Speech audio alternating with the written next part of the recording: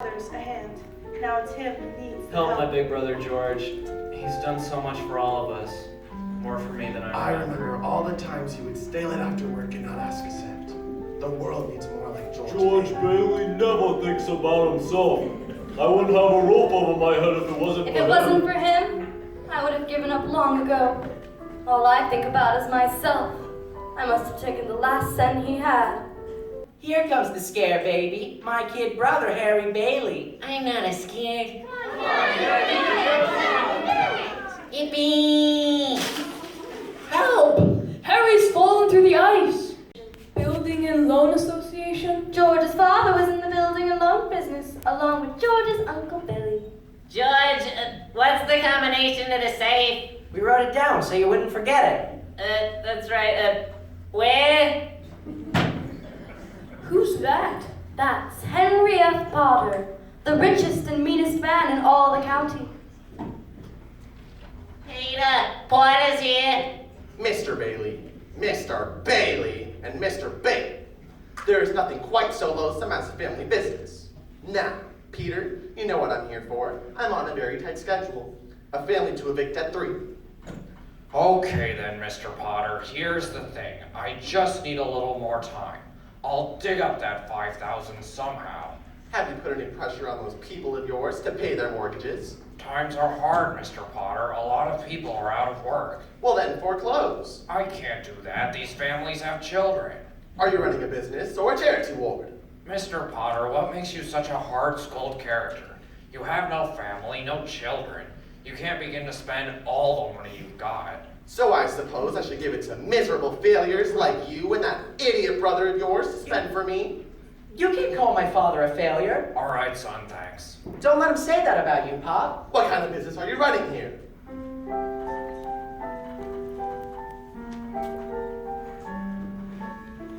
George worked and saved enough to see him through the university. But first he was going to Europe. Old man Gower surprised him with the gift of a great big suitcase. On his way home from the store, he ran into his friends Ernie, the cab driver, and Bert, the cop. Hey, Ernie. Hi, George. Hi, Bert. Hey George, what's the suitcase for? I'm a rich tourist today. How about driving me home in style? Sure, Your Highness. And for the carriage trade, I put on my hat.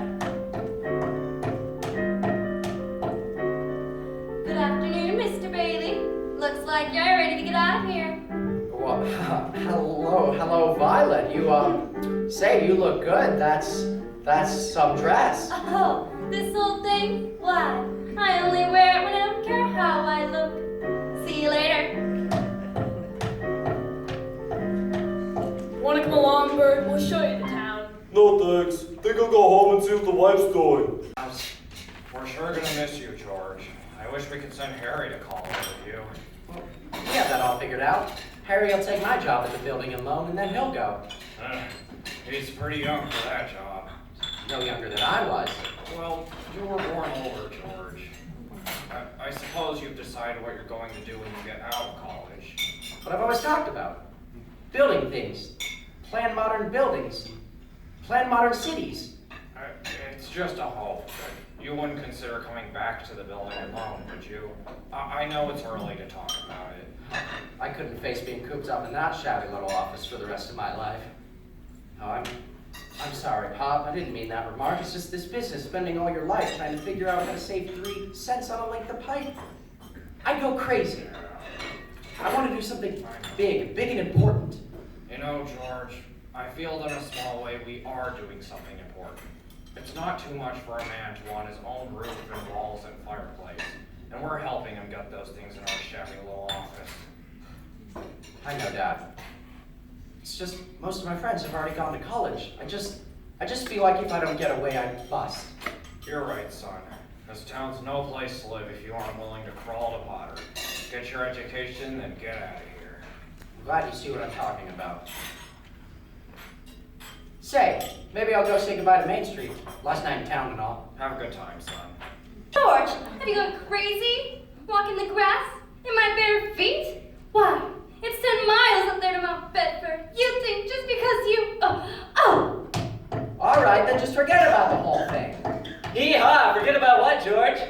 Oh, nothing, Sam. You remember remember Mary, don't you? Hi, George. Hi, Mary. You wouldn't mind walking Mary home, would you? Well, of course not. Is that okay with you, Mary? Fine by me. Great, thanks, hee-haw. The directors of the building and loan held a meeting. They were going to appoint a successor. I want the board to know that George gave up his trip to Europe to help straighten things out here these past few months. And it was greatly appreciated. I think that's all we'll need for you, George. Good luck to you at school. I know you're anxious to make a trade. They're just coming out of the board meeting. I'll have to call you back. What happened, George? All we heard was yelling. Boy, oh boy, Matilda, you should avoid Judge. Yeah, they're voting us down in there. They're putting us out of business. So what? I can get another job. I'm only 52. You're 58. Ah. George, they voted Potter down. But babe, we're still in business. Under the one condition that you take your father's place, George. I'm going to college. Uncle Billy here, he's your man. You keep him on, that's all right. I'm going to school. This is my last chance. But they'll vote with Potter otherwise. Now she blows. Say, Uncle Bill, you know what the three most wonderful sounds on earth are? Breakfast is saved, lunch is saved, dinner is saved. Anchor chains, plane motors, and train whistles. Say, here's the professor now. Well, if it isn't George Geographic Explorer Bailey. Uncle Billy, you haven't changed a bit. Oh, am I glad to see you. Where's Mother? Well, she's home cooking the fattened calf. Come on, let's go. Oh wait, this is Ruth Dakin. Ruth Dakin Bailey, if you don't mind. I wired you I had a surprise. Here she is. Meet the wife. Well, what do you know? Wife? Uncle Billy familiarized himself with the spirits. Oh boy.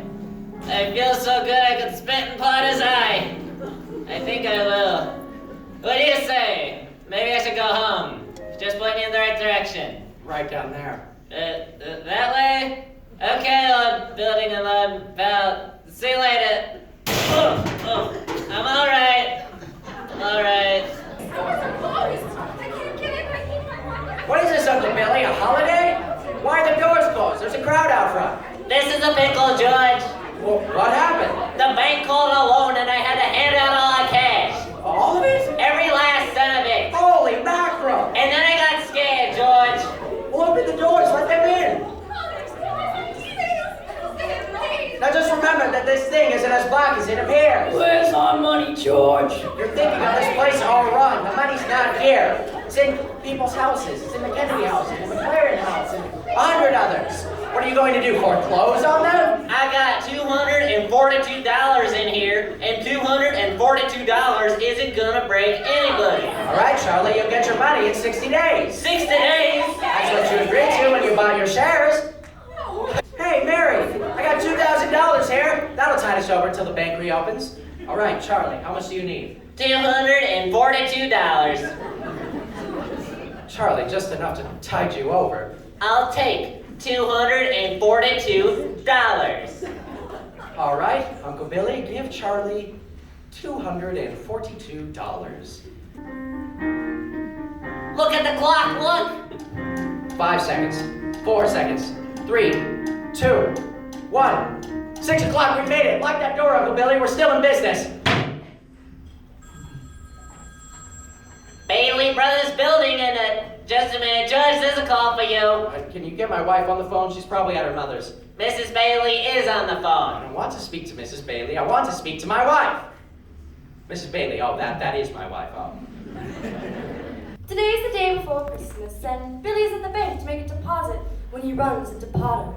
Well, Mr. Henry F. Potter. Come to the bank to deposit more loot? How do you like the news in the paper, Mr. Potter? Harry Bailey wins Congressional Medal of Honor. Let me see that newspaper. Here you go. Go on and keep it. I'm off to make a deposit. Good morning, Mr. Bailey. Oh, good morning, Harriet. Here you are. Deposit slip, bank book, and a very Merry Christmas to you. You too, Mr. Bailey. Do you want to make a deposit? Well, certainly. It's customary to bring the money with you. Bring the money. It's gone! Where did I put the money? George! What's the matter, Uncle Billy? The money! The 8,000! What, Uncle Billy? What happened to it? I thought I had it. I just don't know what happened. Well, the first place you look is your coat pocket. Okay. I told you to put it I there don't when see you it. left. I'm no good, you Judge. I'm no good. Uncle Billy, you've got to find that money. I Hey, know. Oh, I can't think anymore, Judge. Oh, it hurts. where's that money, you silly, stupid old fool? I don't know. Do you realize what this means? Yes, I know It what means it means. bankruptcy and scandal. Yeah, I know. And prison. Yes. One of us is going to prison, and it's not going to be me. I want to go. For cost, I mean Pottersville. Hey, where's Martini, your boss? Look, I'm the boss. You want a drink or don't you? Okay, all right. Double bourbon, quick, huh? What's yours, bub? I was thinking of mulled wine, heavy on the cinnamon and light on the cloves. Off with you, my lad, be lively. Look, mister, we serve our drinks in here for men who want to get drunk fast. We don't need any characters around to give the joint atmosphere. No, just give him the same as I ordered. He's okay.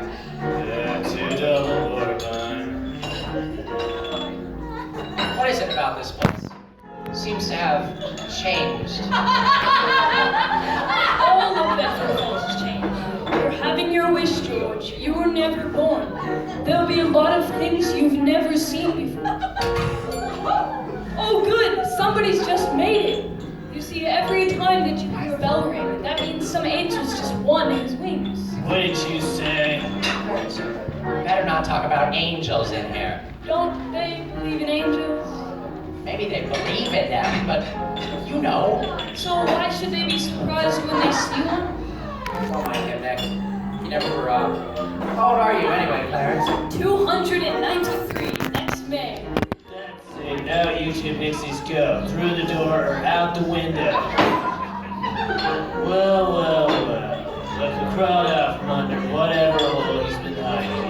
Hey, it's Mr. Gower. Didn't I tell you never to come panhandling around here? Mr. Gowers, George Bailey, don't you know me? I'm here. Drink, mister. Just one drink, mister. Binky, throw the rummy out. You got it. Hey, Ned, isn't that Mr. Gower, the druggist? That rumhead spent 20 years in jail for poisoning some kid. If you know him, you must be a jailbird yourself. Binky, here's 2 more. Get him out of here. Oh, God, please let me live again! George, is that you, George? Bert, you come any closer and I'll hit you again. What in the Sam Hill are you yelling for, George? George? Bert, do you know me? Know you? I've been looking all over town for you. I'm alive again, Bert. You sure you're alright? Your mouth's bleeding. It is? Hey, my mouth's bleeding. And Susan's pedals, here they are. Well, what do you know about that? Merry Christmas, Bert. Get in the car, drag it home. Hey, what is this? Merry Christmas, everyone. George, I've got a little paper here. Well, I'll bet it's a warrant for my arrest. Isn't that wonderful? Isn't it wonderful? Mary did it, George. She told a few people you were in trouble, and they scattered all over town collecting money. They didn't ask any questions. Just said, if George is in trouble, you can count on me. You never saw anything like it. Here you go, $242. Merry Christmas.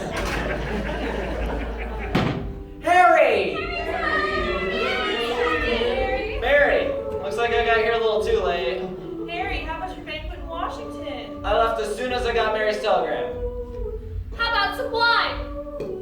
Good idea. A toast to my big brother George, the richest man in town. Cheers!